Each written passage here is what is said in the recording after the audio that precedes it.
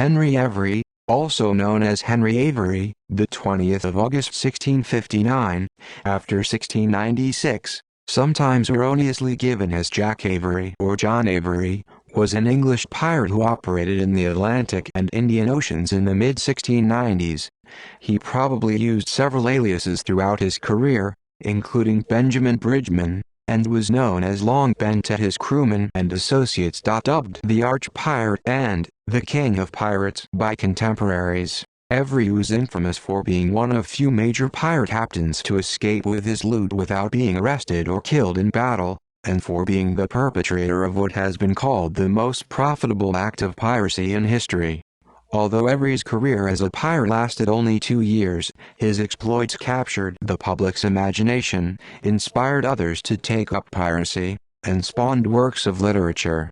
Avery began his pirate career while he was first mate aboard the warship Charles II.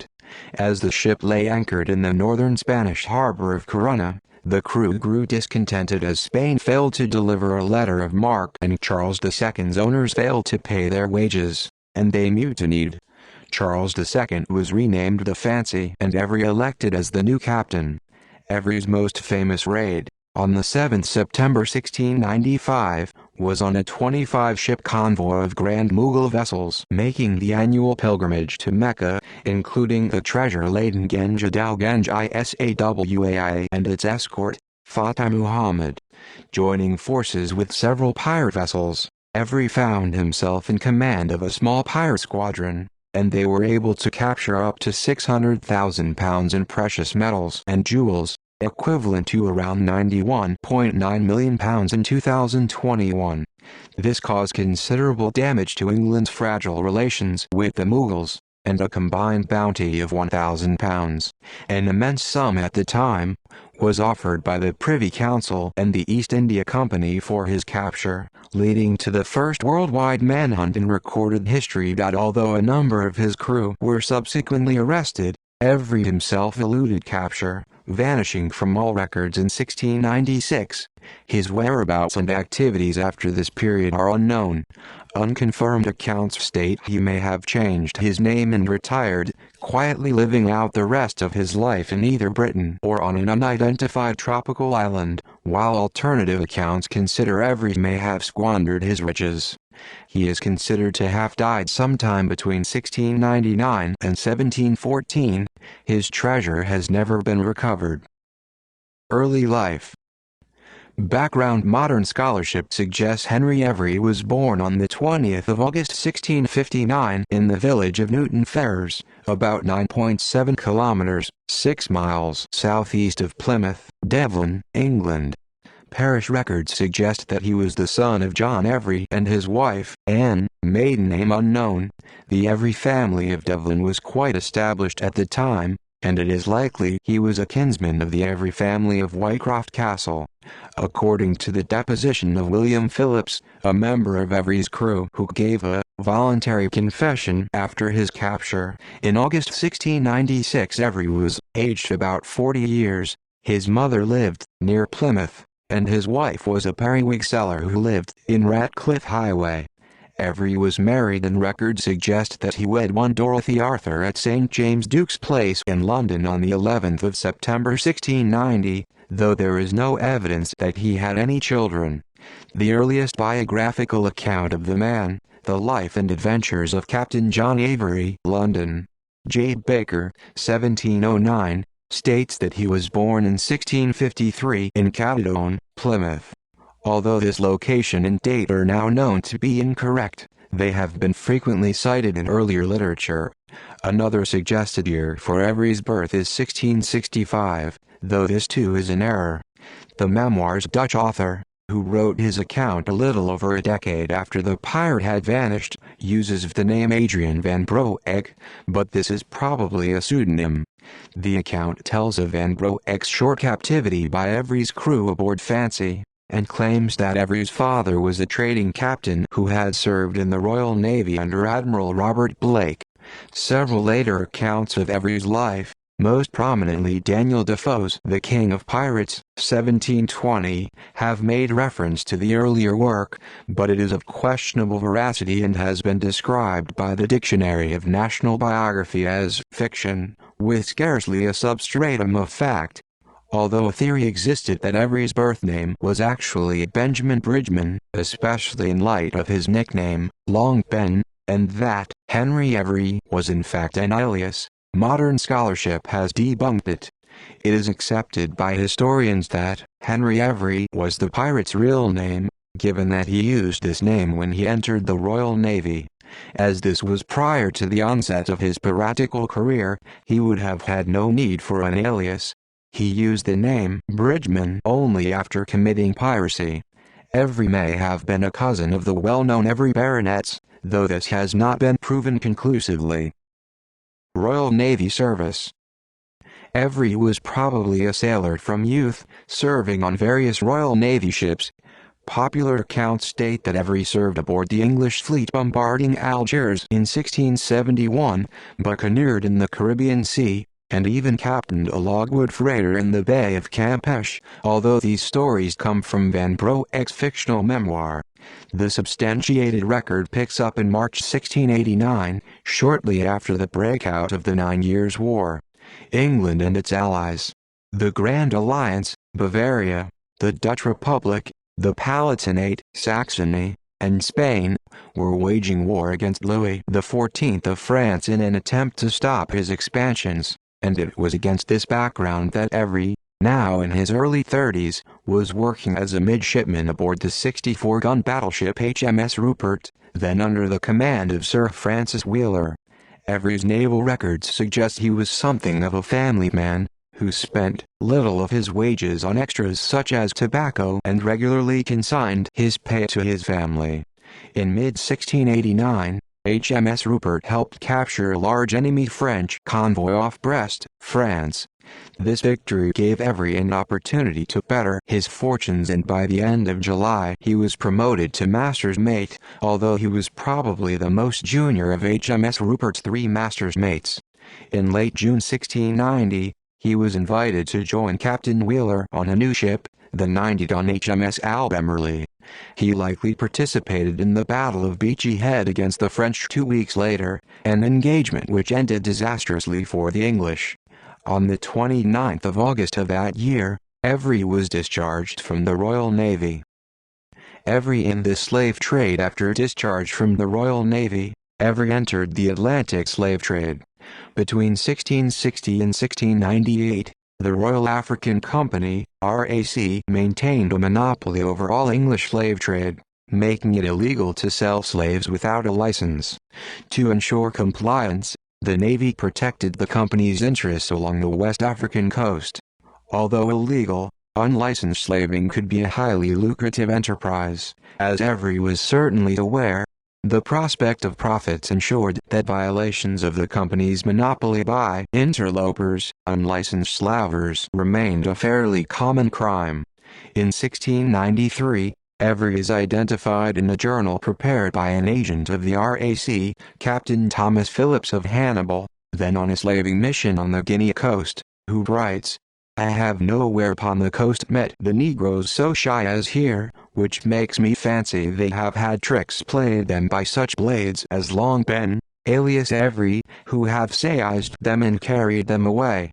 Every was known to lure potential slave traders onto his ship by flying friendly English colors, then seize the slave traders themselves and chain them in his ship's hold alongside their former captives. Captain Phillips, who according to his own writings had come across Every on more than one occasion, and may have even known him personally, also alluded to Every as slave trading under a commission from Isaac Richier, the unpopular Bermudian governor who was later removed from his post for his carousing behavior. However, Every's slave trading employment is relatively undocumented. Piratical career. Spanish expedition shipping. In the spring of 1693, several London-based investors led by Sir James Houblon, a wealthy merchant hoping to reinvigorate the stagnating English economy, assembled an ambitious venture known as the Spanish expedition shipping. The venture consisted of 4 warships: the Pink Seventh Sun, as well as the frigates Dove, of which famed navigator William Dampier was second mate. James and Charles II, sometimes erroneously given as Duke. Charles II had been commissioned by England's ally, Charles II of Spain, the ship's namesake, to prey on French vessels in the West Indies. Under a trading and salvage license from the Spanish, the venture's mission was to sail to the Spanish West Indies, where the convoy would conduct trade, supply the Spanish with arms, and recover treasure from wrecked galleons while plundering the French possessions in the area. The investors promised to pay the sailors well. The contract stipulated a guaranteed monthly wage to be paid every 6 months throughout deployment, with the first month's pay paid in advance before the start of the mission. Houblon personally went aboard the ships and met the crew, reassuring them of their pay. Indeed, all wages up to the 1st of August 1693, not long before the start of the mission, were paid on that date. As a result of his previous experience in the Navy, Avery was promoted to first mate after joining the Spanish expedition. The convoy's 4 ships were commanded by Admiral Sir Don Arturo O'Byrne, an Irish nobleman who had previously served in the Spanish Navy Marines. The voyage was soon in trouble, as the flag captain, John Strong, a career mariner who had previously served with Sir William Phipps, died while the ship was still in port. Although he was replaced by Captain Charles Gibson, this would not be the last of the venture's misfortunes. By early August 1693, the 4 warships were sailing down the River Thames en route to Spain's northern city of Corunna. The journey to Corunna should have taken 2 weeks, but for some reason the ships did not arrive in Spain until 5 months later. Worse still, the necessary legal documents had apparently failed to arrive from Madrid, so the ships were forced to wait. As months passed and the documents still did not arrive, the sailors found themselves in an unenviable position, with no money to send home to support their families and unable to find alternative sources of employment. They had become virtual prisoners in Corunna. After a few months in port, the men petitioned their captain for the pay they should have received since their employment began. If this request had been granted, the men would no longer have been tied to the ship and could easily have left, so predictably their petition was denied. After a similar petition to Houblon by the men's wives had also failed, many of the sailors became desperate, believing that they had been sold into slavery to the Spanish. On the 1st of May, as the fleet was finally preparing to leave Corunna, the men demanded their 6 months of pay or threatened to strike.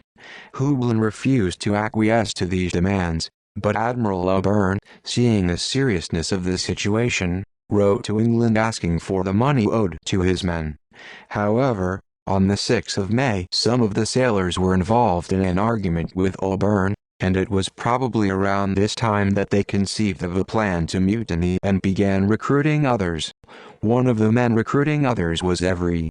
As William Phillips, a mariner on Dove, would later testify, Avery went up and down from ship to ship and persuaded the men to come on board him, and he would carry them where they should get money enough. Since Avery had a great deal of experience and was also born in a lower social rank, he was the natural choice to command the mutiny, as the crew believed he would have their best interests at heart. Mutiny and ascension to captaincy. On Monday, the 7th of May 1694, O'Byrne was scheduled to sleep ashore, which gave the men the opportunity they were looking for. At approximately 9 p.m., Avery and about 25 other men rushed aboard Charles II and surprised the crew on board. Captain Gibson was bedridden at the time, so the mutiny ended bloodlessly. One account states that the extra men from James pulled up in a longboat beside the ship and gave the password, saying, "Is the drunken boatswain on board?" before joining in the mutiny. Captain Humphreys of James is also said to have called out to Avery that the men were deserting, to which Avery calmly replied that he knew perfectly well. James then fired on Charles II, alerting the Spanish night watch, and Avery was forced to make a run to the open sea, quickly vanishing into the night. After sailing far enough for safety, Every gave the non-conspirators a chance to go ashore, even deferentially offering to let Gibson command the ship if he would join their cause. According to Charles Elmes, Every's words to Gibson were, "If you have a mind to make one of us, we will receive you, and if you turn sober, and attend to business, perhaps in time I may make you up of my lieutenants. If not, here's a boat, and you shall be set on shore." The captain declined and was set ashore with several other sailors. The only man who was prevented from voluntarily leaving was the ship's surgeon, whose services were deemed too important to forego. All of the men left on board Charles II unanimously elected Every captain of the ship. Some reports say that Every was much ruder in his dealings with Gibson, but agree that he at least offered him the position of second mate. In either case, Every exhibited an amount of gentility and generosity in his operation of the mutiny that indicates his motives were not mere adventure. Every was easily able to convince the men to sail to the Indian Ocean as pirates, since their original mission had greatly resembled piracy, and Every was renowned for his powers of persuasion. He may have mentioned Thomas II's success capturing an enormous prize in the Red Sea only a year earlier. The crew quickly settled the subject of payment by deciding that each member would get one share of the treasure, and the captain would get two.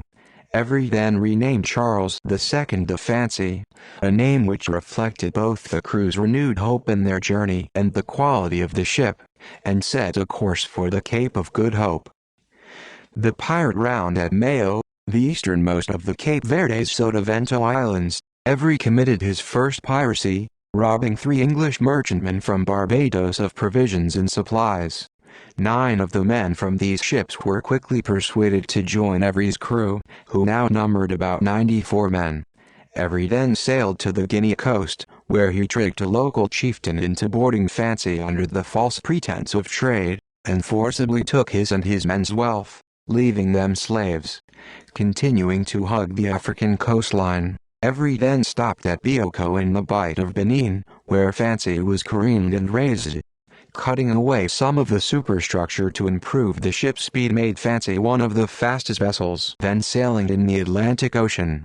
In October 1694, Fancy captured 2 Danish privateers near the island of Principe, stripping the ships of ivory and gold and welcoming approximately 17 defecting Danes aboard. In early 1695, Fancy finally rounded the Cape of Good Hope, stopping in Madagascar where the crew restocked supplies, likely in the area of St. Augustine's Bay.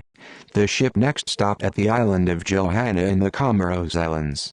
Here Every's crew rested and took on provisions, later capturing a passing French pirate ship, looting the vessel and recruiting some 40 of the crew to join their own company.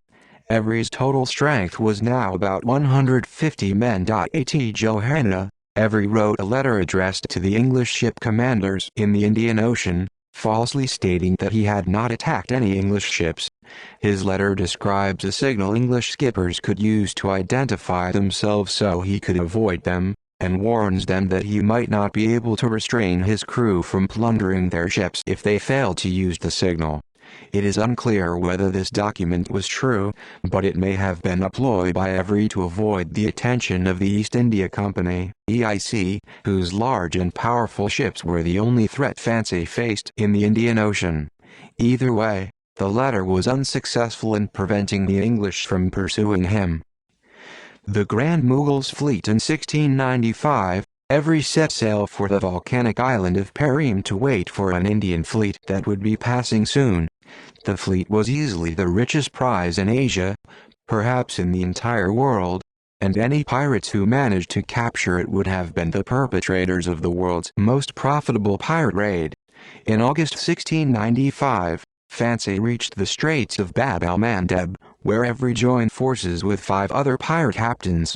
2 on the sloop of war Amity, with a crew of about 60 men, Joseph Furrow on Portsmouth Adventure, with 60 men, Richard Want on Dolphin, also with 60 men, William Mays on Pearl, with 30 or 40 men, and Thomas Wake on Susanna, with 70 men.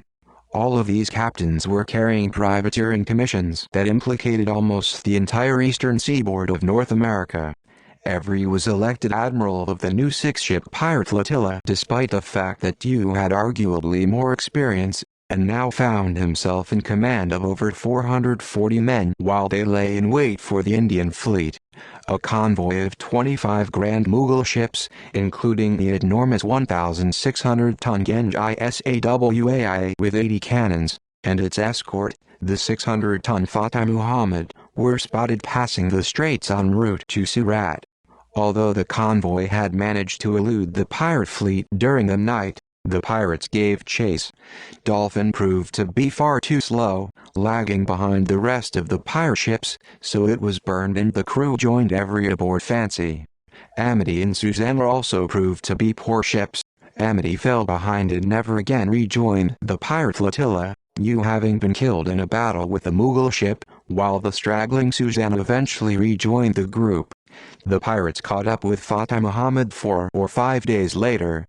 Perhaps intimidated by Fancy's 46 guns or weakened by an earlier battle with Dew, Fateh Muhammad's crew put up little resistance. Avery's pirates then sacked the ship, which had belonged to one Abdul Ghaffar, reportedly Surati's wealthiest merchant. While Fateh Muhammad's treasure of some £50,000 to £60,000 was enough to buy Fancy 50 times over, once the treasure was shared out among the pirate fleet, Avery's crew received only small shares.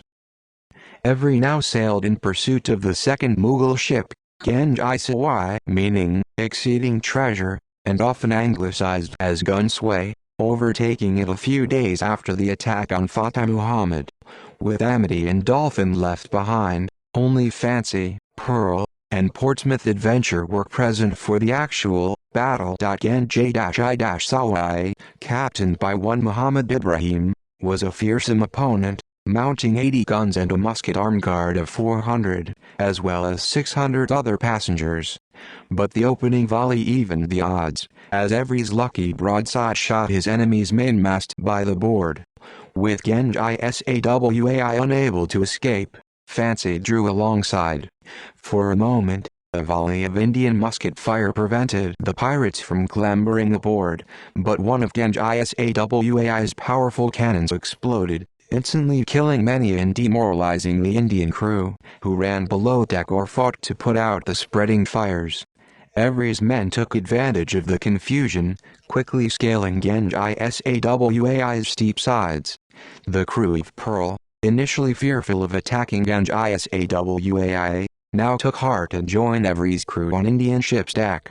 A ferocious hand-to-hand battle then ensued, lasting 2 to 3 hours. Muhammad Hashim Kafi Khan, a contemporary Indian historian who was in Surat at the time, wrote that, as Avery's men boarded the ship, Genji Sawai's captain ran below decks where he armed the slave girls and sent them up to fight the pirates.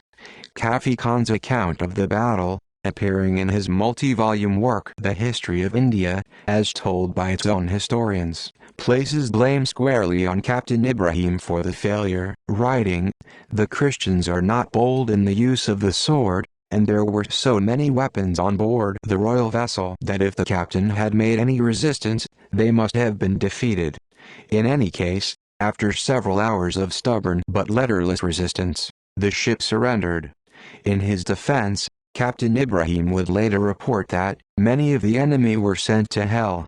Indeed, Avery's outnumbered crew may have suffered anywhere from several to over 100 casualties, although these figures are uncertain. According to Kafi Khan, the victorious pirates subjected their captives to an orgy of horror that lasted several days, raping and killing their terrified prisoners deck by deck.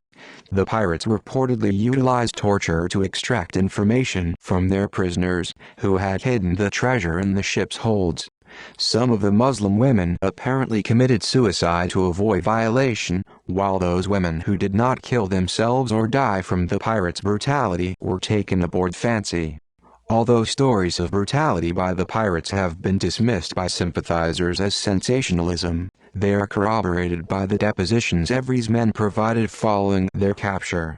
John Sparks testified in his last dying words and confession that the inhuman treatment and merciless tortures inflicted on the poor Indians and their women still affected his soul, and that, While apparently unremorseful for his acts of piracy, which were of lesser concern, he was nevertheless repentant for the horrid barbarities he had committed, though only on the bodies of the heathen. Philip Middleton testified that several of the Indian men were murdered, while they also put several to the torture, and Avery's men lay with the women aboard, and there were several that, from their jewels and habits, seemed to be of better quality than the rest. Furthermore, on the 12th of October 1695, Sir John Gayar, then Governor of Bombay and President of the EIC, sent a letter to the Lords of Trade, writing: "It is certain the pirates, which these people affirm were all English, did do very barbarously by the people of the Ganj Isawai and Abdul Ghafar's ship, to make them confess where their money was, and there happened to be a great Umbra's wife, as we hear related to the king, returning from her pilgrimage to Macha, in her old age.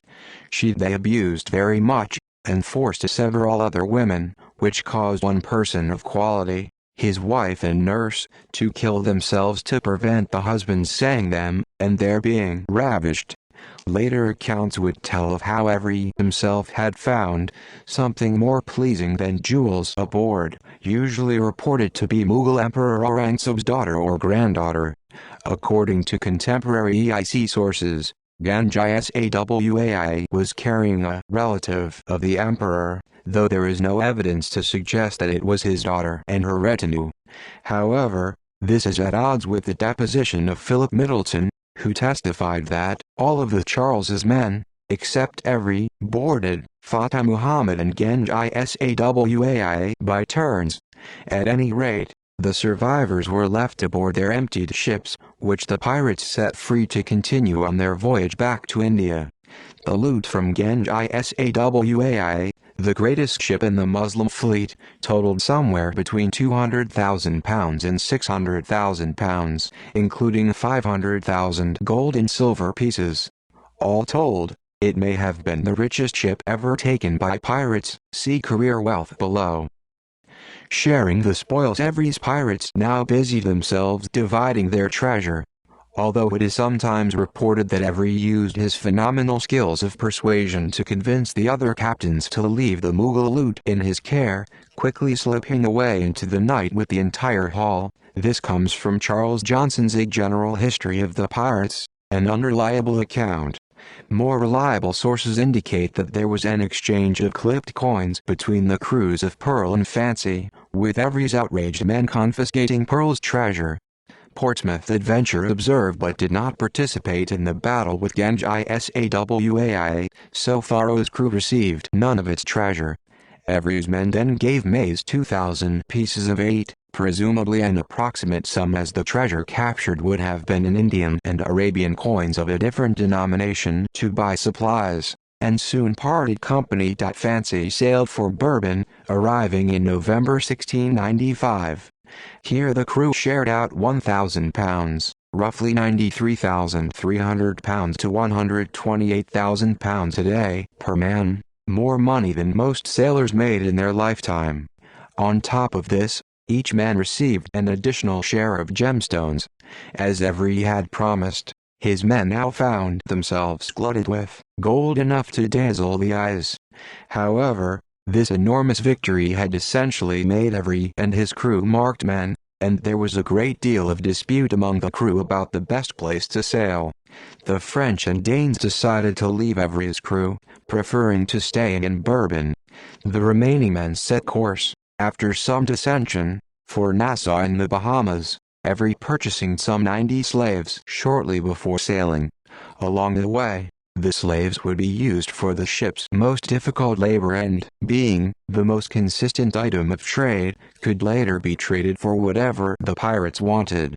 In this way, Avery's men avoided using their foreign currency, which might reveal their identities. Sailing from the Indian Ocean to the Bahamas was a journey halfway around the world, and Fancy was forced to stop along the way at Ascension Island, located in the middle of the Atlantic.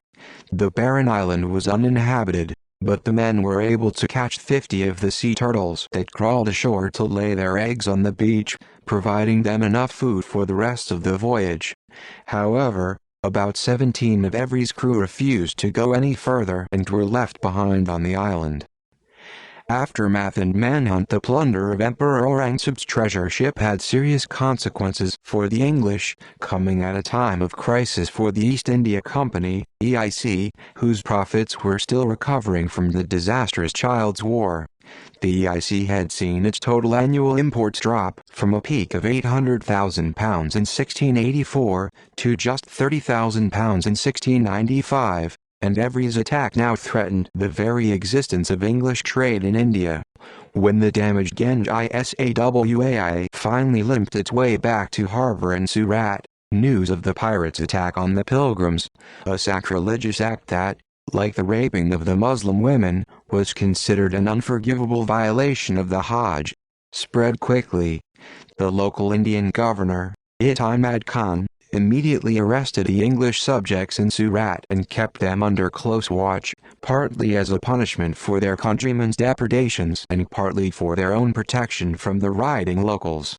A livid Aurangzeb quickly closed 4 of the EIC's factories in India and imprisoned the officers, nearly ordering an armed attack against the English city of Bombay with the goal of forever expelling the English from India. To appease Aurangzeb, the EIC promised to pay all financial reparations, while Parliament declared the pirates hostis humani generis, enemies of the human race.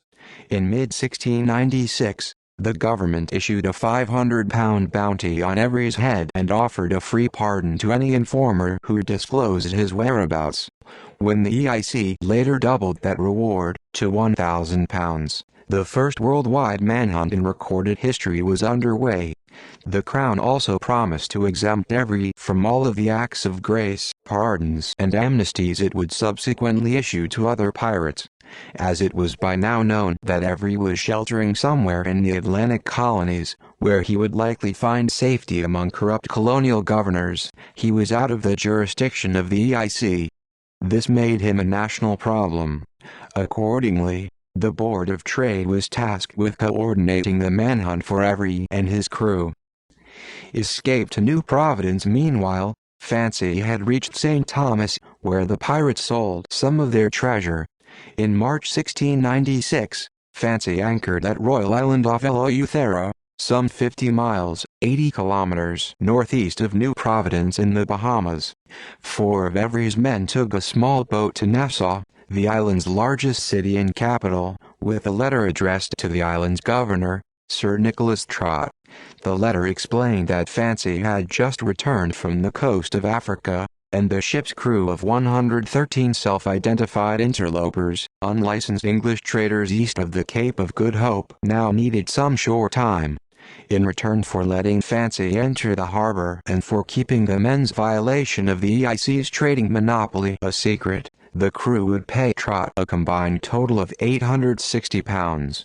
Their captain, a man named Henry Bridgman, also promised the ship to the governor as a gift once his crew unloaded the cargo. For Trott, this proved a tempting offer. The 9 Years' War had been raging for 8 years, and the island, which the Royal Navy had not visited in several years, was perilously underpopulated.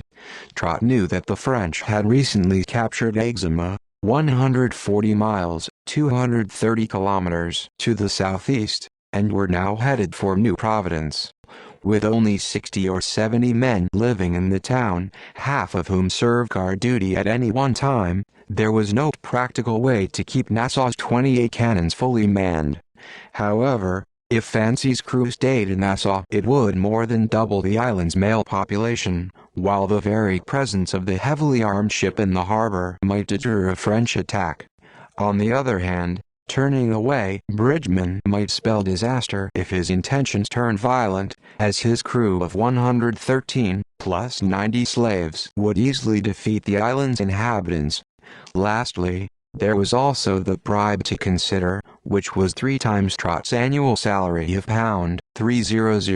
Trott called a meeting of Nassau's governing council, likely arguing that interloping was a fairly common crime and not a sufficient reason for turning away the men, whose presence now aided Nassau's security.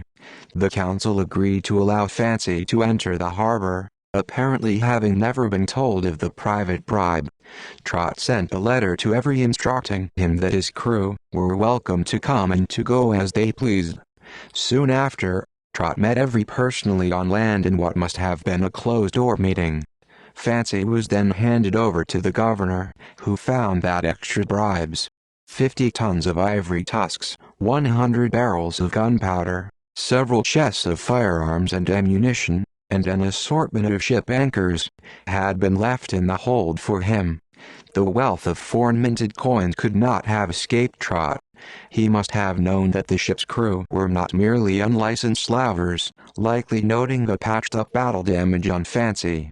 When word eventually reached that the Royal Navy and the EIC were hunting for Fancy and that Captain Bridgman was Avery himself, Trott denied ever knowing anything about the pirates' history other than what they told him, adamant that the island's population saw no reason to disbelieve them.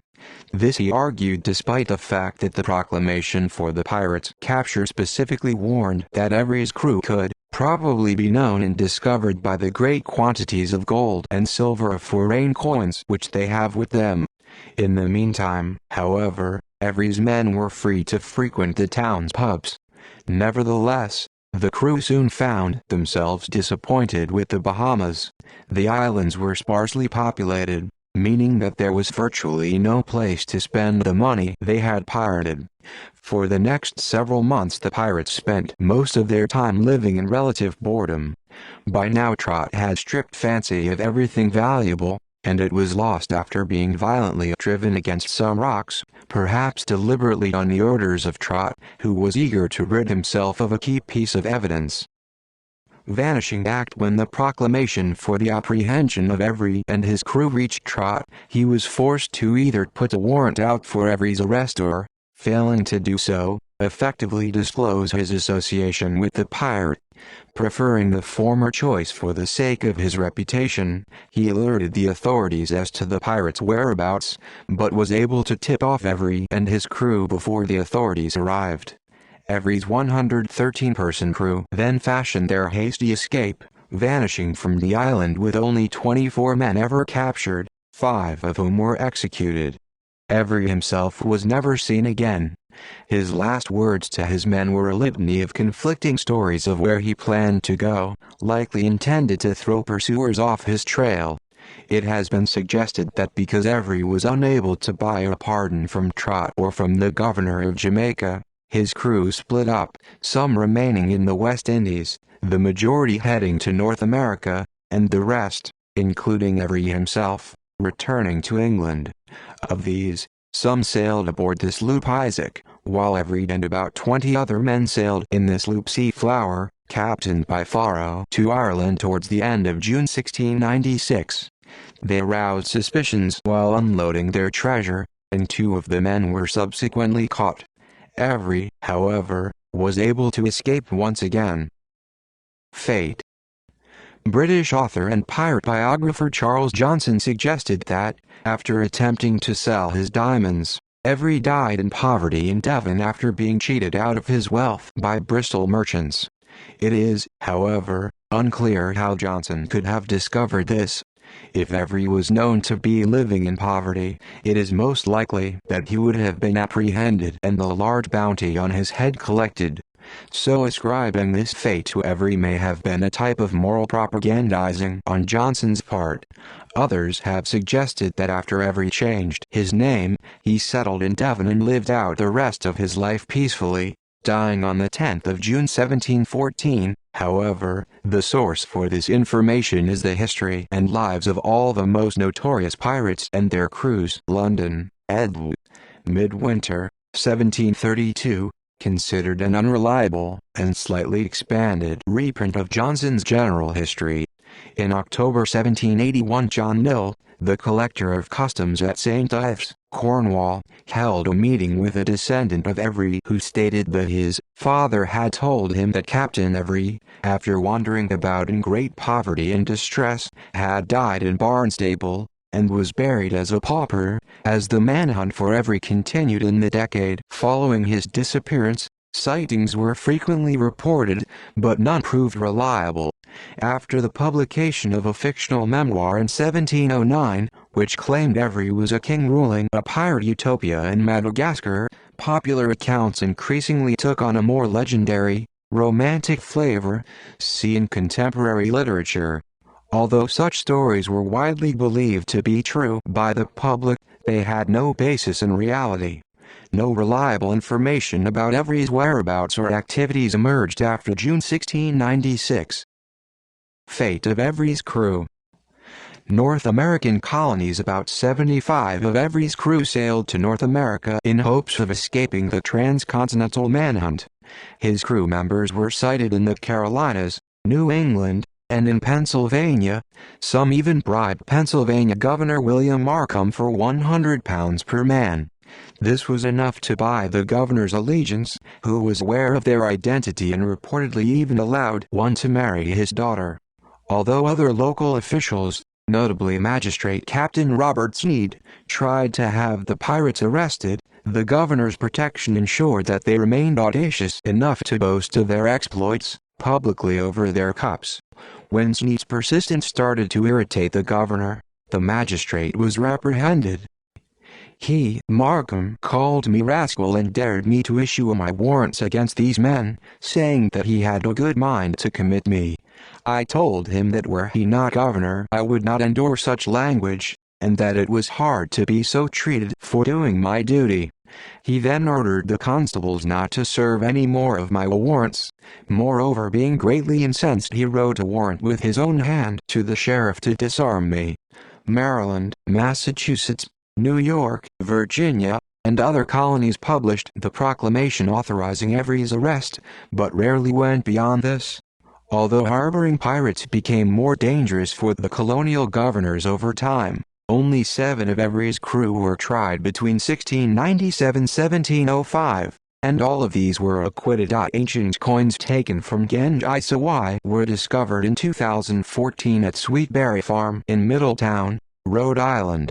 Later on, more coins were unearthed in Massachusetts, Rhode Island, Connecticut and North Carolina. British Isles. John Dan, Avery's coxswain, born in East Hoathly, Sussex, was arrested on the 30th of July 1696 for suspected piracy at the Bull Hotel, a coaching inn on the High Street of Rochester, Kent. He had sewn £1,045 in gold sequins and 10 English guineas into his waistcoat, which was discovered by his chambermaid, who subsequently reported the discovery to the town's mayor, collecting a reward in the process. In order to avoid the possibility of execution, on the 3rd of August Dan agreed to testify against other captured members of Avery's crew, joining Middleton, who had given himself up to authorities a few weeks prior. Soon after, 24 of Avery's men had been rounded up, some having been reported to authorities by jewelers and goldsmiths after trying to sell their treasure. In the next several months, 15 of the pirates were brought to trial and 6 were convicted. As piracy was a capital crime, and the death penalty could be handed down only if there were eyewitnesses, the testimony of Dan and Middleton was crucial. The 6 defendants: Joseph Dawson, 39 years old, from Yarmouth; Edward Forsyth, 45, Newcastle upon Tyne; William May, 48, London; William Bishop, 20, Devon; James Lewis, 25, London; and John Sparks, 19, London, were indicted on charges of committing piracy on Genji Sawai, with the trial commencing on the 19th of October 1696 at the Old Bailey. The government assembled the most prominent judges in the country to attend the trial, consisting of Presiding Judge Sir Charles Hedges, Lieutenant of the High Court of Admiralty, Sir John Holt, Chief Justice of the King's Bench, Sir George Treby, Chief Justice of the Common Pleas, and 6 other prominent judges. Other than Joseph Dawson, all the pirates pleaded not guilty. One of the witnesses against the accused mutineers was David Krieg, second officer of Charles II. He testified that after refusing to participate in the mutiny, the only officer to do so, he was ordered to return below deck. On the way to his cabin, Krieg encountered May, Captain Gibson's former steward. May, described by every as one of the true cocks of the game, an old sportsman, was zealously supportive of the mutiny, and Krieg testified of their exchange. "I met with W. May, the prisoner, at the bar. 'What do you say here?' says he. I made him no answer, but went down to my cabin, and he said, 'God damn you, you deserve to be shot through the head,' and he then held a pistol to my head. Then I went to my cabin, and presently came orders from every, that those that would go ashore, should prepare to be gone. And when the captain was got out of bed, who was then very ill of a fever, every came and said, I am a man of fortune, and must seek my fortune.' Despite considerable pressure on the jury to find the defendants guilty, with Judge Advocate of the Admiralty Sir Dr. Thomas Newton reminding the jury that the consequences of an acquittal would be the total loss of the Indian trade, and thereby the impoverishment of this kingdom, the jury passed a verdict of not guilty. The shocked court rushed through another indictment, and 12 days later the pirates were tried on a different set of charges, this time on account of conspiring to steal Charles II with piratical intent. Although their position would be legally dubious today, the 17th century court imposed on the defendants the legal burden of proving themselves innocent of mutiny, having been found aboard a ship run away with. As before, the court continually stressed the need for the pirates' conviction. Judge Hedges condemned the dishonorable former jury and instructed their successors to act with a true English spirit by passing a conviction, repeatedly reminding them to support the navigation, trade, wealth, strength, reputation, and glory of this nation. This time, the jury returned a guilty verdict. The pirates were given their last chance to show why they should be spared execution, with most simply claiming ignorance and pleading for mercy. May argued that, being a very sickly man, he had never acted in all the voyage, while Bishop reminded the court that he was forced away, and, being only 18 years of age during the 1694 mutiny, desired mercy. Dawson, the only defendant to plead guilty, was granted a reprieve. The remainder of the death sentences were upheld.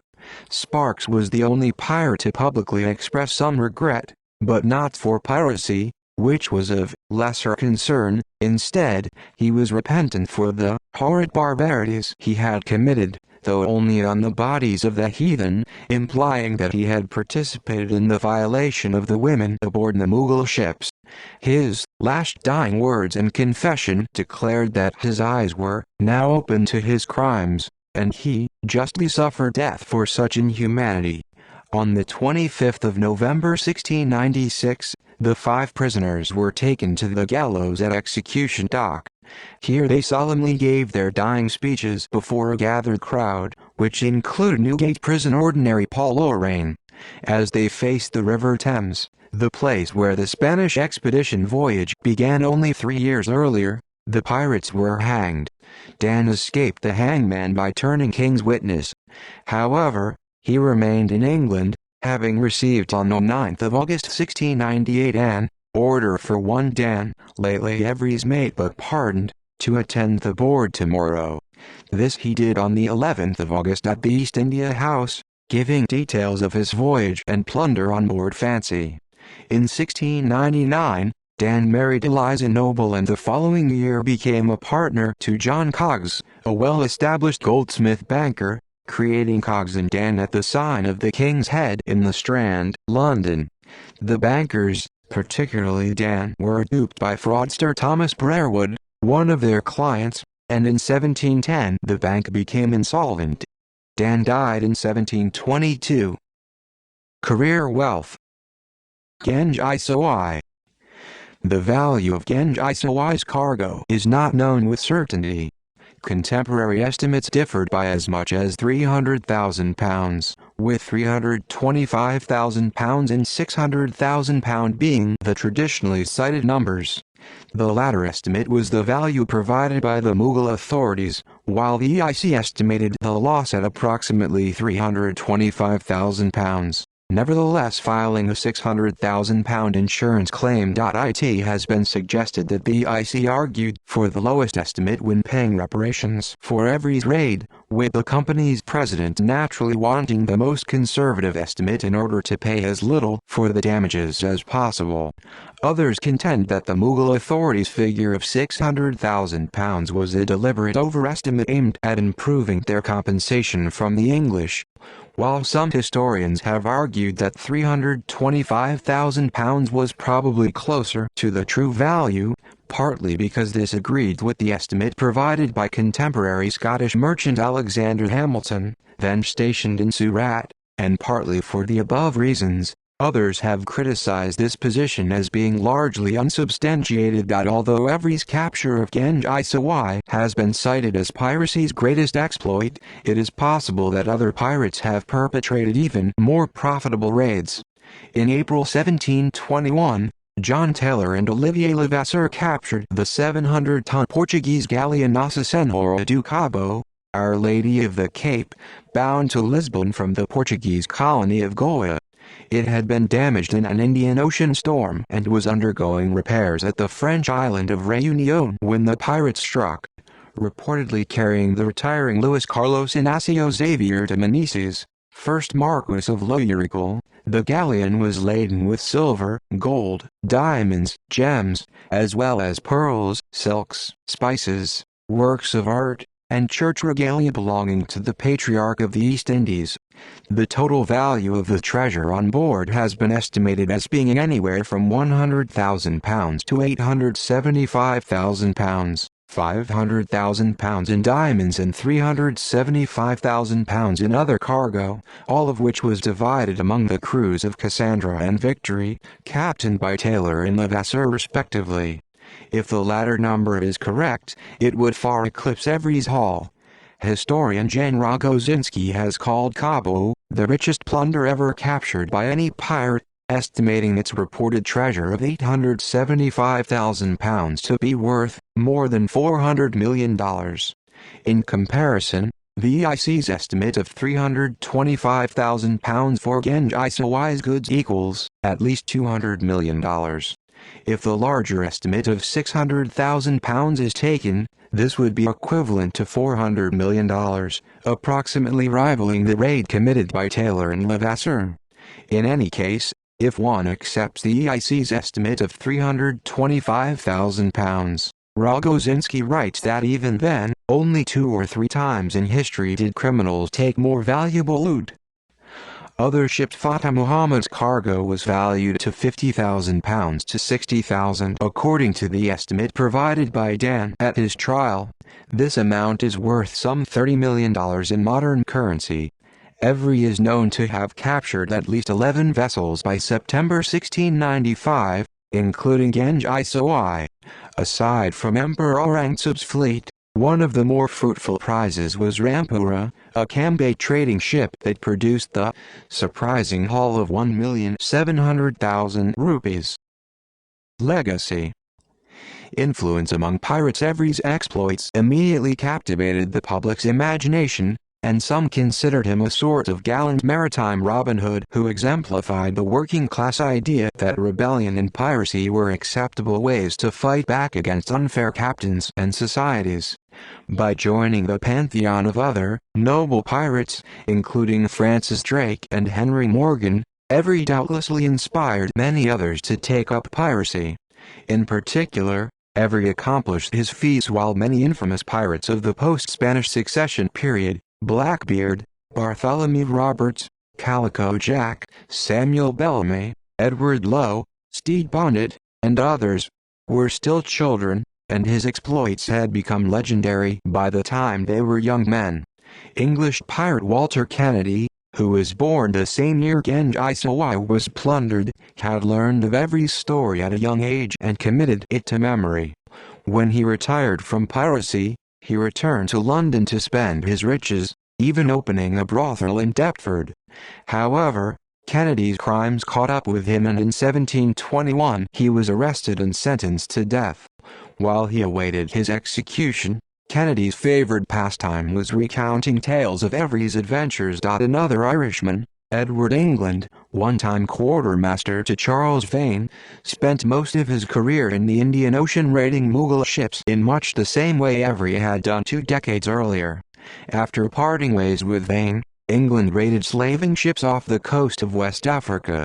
In 1720, he captured the 300-ton Dutch East Indiaman of 34 guns off the Malabar coast, and renamed his new flagship to Fancy.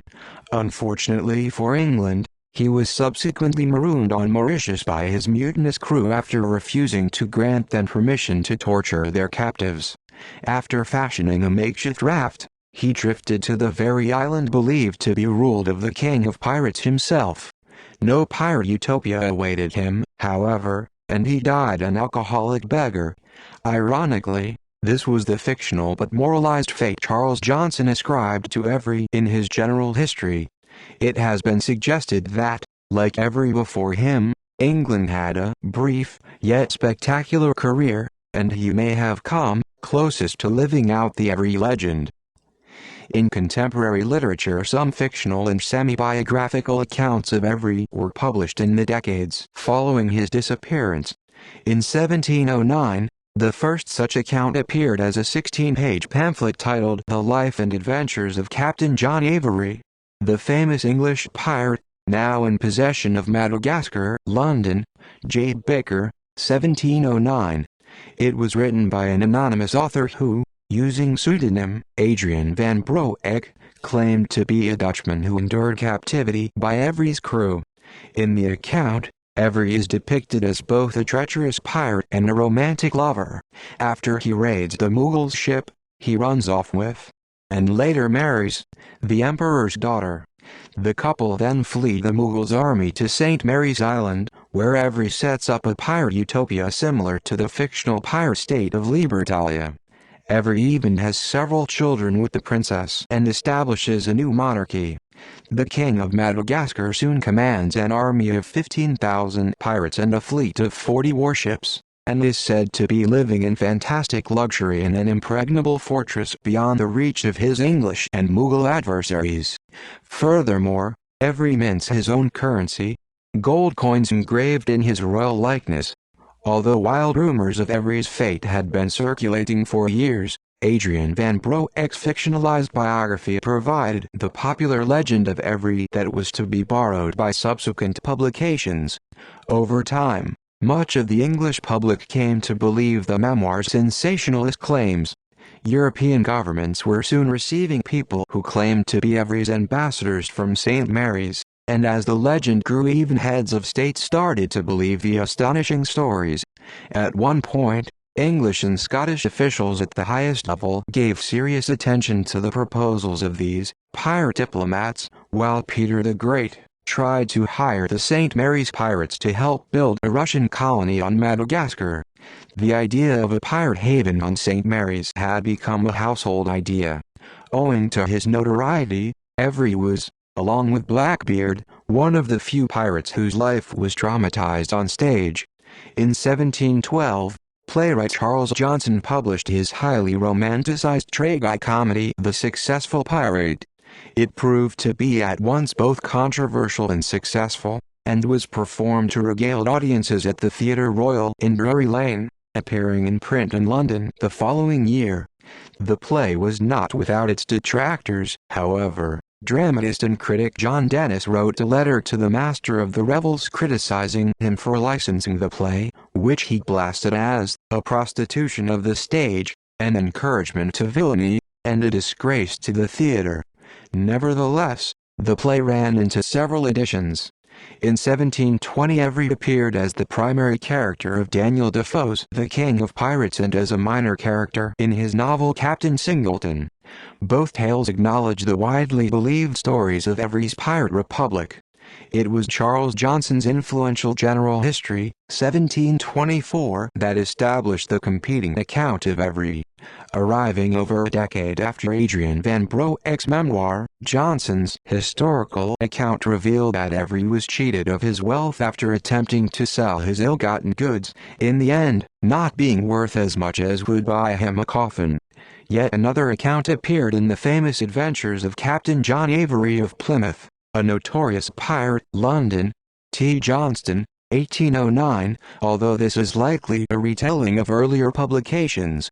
In addition to the play and books written about Henry Avery, a successful ballad was also printed in England during his career, titled A Copy of Verses, composed by Captain Henry Avery, lately gone to sea to seek his fortune. It was first published as a broadside sometime between May and July 1694 by the London printer Theophilus Lewis, and was reportedly written by Avery himself, consisting of 13 stanzas set to the tune of the 1686 ballad, The Success of Two English Travellers, newly arrived in London. It was subsequently collected by Samuel Pepys and added to the Pepys Library.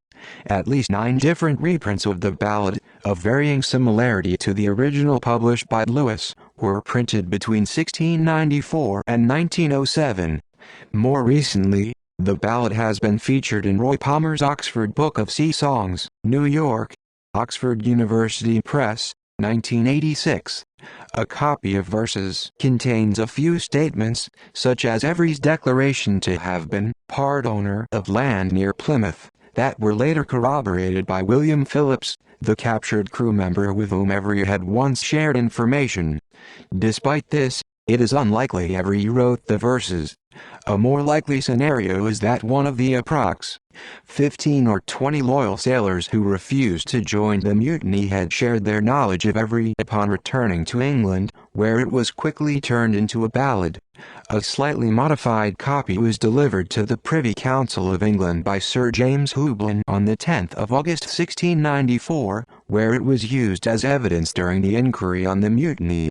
By announcing Avery's supposed intentions of turning pirate even before the mutiny was carried out, the ballad may have served to strengthen the council's convictions that the mutinous crew harbored piratical intentions from the outset.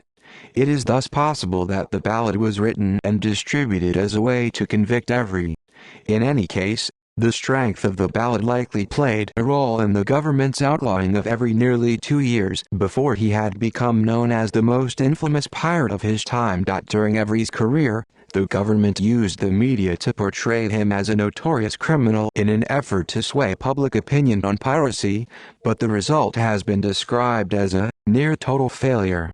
Much of the public continued to remain sympathetic to the pirates' cause. Avery's flag. There are no reliable contemporary accounts of Avery's pirate flag. According to the ballad, A Copy of Verses, Avery's flag was red with 4 gold chevrons. The ballad suggests that the flag also had green lining the border, but more likely the ballad was mentioning a shield. Although red was a popular color for pirate flags of the time, the meaning of the 4 chevrons is not certain. It may be in an attempt, justified or not, to link Avery with the West Country gentry clan of Avery, whose coats of arms showed varying numbers of chevrons, red on gold or vice versa. However, there is no reliable evidence that Avery actually flew such a flag. Another flag ascribed to Avery depicts a white skull in profile wearing a kerchief and an earring, above a saltire of 2 crossed bones, on a black or red field. In modern pop culture, a pirate captain named Avery is repeatedly mentioned in the 1966 Doctor Who serial The Smugglers. The plot centers on the search for Avery's treasure. George MacDonald Fraser's 1983 novel The Pirates traces the adventures of a classic hero, Captain Benjamin Avery, R.N., very loosely based on Henry Avery, multiple damsels in distress, and the 6 captains who lead the infamous Coast Brotherhood: Calico Jack Rackham, Black Bilbo, Firebeard, Happy Dan Pugh, Akbar the Terrible and Sheba the She-Wolf. It also concerns the charismatic anti-hero, Colonel Thomas Blood, cashiered, a rakish dastard who is loosely modeled on the historical figure, Thomas Blood. In 1986, the BBC released a movie adaptation of the novel with Marcus Gilbert in the role of Long Ben Avery. In the manga and anime series One Piece, the character Gul D. Roger is referred to as the Pirate King. Like Avery, he also acquired the greatest treasure in the history of piracy, dubbed the One Piece. The 2011 Doctor Who episode, The Curse of the Black Spot, also features a pirate captain named Henry Avery, played by Hugh Bonneville. The fictional Avery is depicted as having started his career in the Royal Navy before turning pirate, being dedicated to his wife and children, and having captured a great treasure from an Indian Mughal. It also provides a fictional etiology for his disappearance. In a prequel released by the BBC prior to the episode, the fictional Avery names his vessel as the good ship Fancy. 4 episodes later, in A Good Man Goes to War, the Doctor recruits Avery and Son in their new capacity as space pirates to assist him at the Battle of Demon's Run. Henry Avery is mentioned repeatedly in the TV series Black Sails, a prequel to Treasure Island. He is credited with inventing the black spot and discovering the treasure island. Henry Avery is featured in the video game Uncharted 4, A Thief's End, in which protagonist Nathan Drake and his brother Samuel hunt for his treasure. Enemy of All Mankind, a true story of piracy, power, and history's first global manhunt, a 2020 book by Stephen Johnson describes the attack of Avery's group on the ship Genj Isawai and its consequences. See also: Golden Age of Piracy, List of fugitives from justice who disappeared, List of pirates, Piracy Act 1698. Notes. References. Bibliography. Further reading. External links. Avery, Henry. Oxford Dictionary of National Biography, online ed. Oxford University Press. doi:1093/ref:/odnb/924. Subscription or UK Public Library membership required. The first edition of this text is available at Wikisource. Avery, John. Dictionary of National Biography. London, Smith, Elder and Company, 1885-1900. The Trials of Joseph Dawson, et al. The 1696 government-sanctioned report on the trial of Henry Avery's crew, available in page view and PDF at the Library of Congress. Notable pirates. Henry Avery, a short biography of Henry Avery at the Pirate Soul Museum.